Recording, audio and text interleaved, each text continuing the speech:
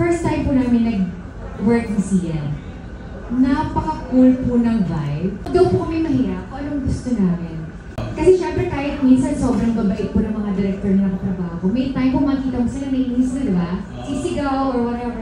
Si Sian po, totoo to, honestly, hindi ko po pinagtatanggol Sian. Wala po akong alam sa whatever kung anong issue sa kanya. I just wanna be honest po.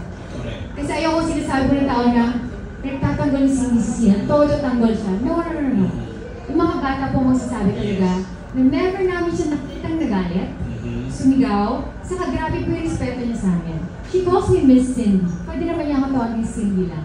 Tapos kapag po nakatayo ako or hindi ko mag-start, siya magbibigay ng upuan sa amin. Ganun po yung respeto, ganun po yung pag-aalaga. Totoo po yung sinabi, sobrang maalaga po ni Sian na, parang okay ka lang ba? Yung sa mga bata po yung all that. Ako po seryoso ako sa set eh.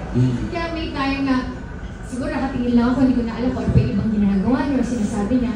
Pero alam ko na talaga nandyan siya, parang ayaw niya na nakatayo ka lang dyan, na naghihintay ka lang dyan, or ano ba, naiinitan ka dyan.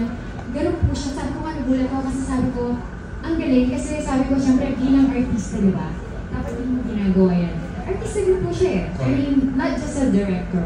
Pero sabi ko nga sa tingin ko, kasi dahil na-experience na niya, yung pagiging artista, actor ko, alam niya yung pakiramdam. Alam niya kung paano alagaan dapat yung mga artista niya. At nakita ko po din ni Sian. At totoo po, napaka-collaborative ni Sian. Sa akin po magaling na director.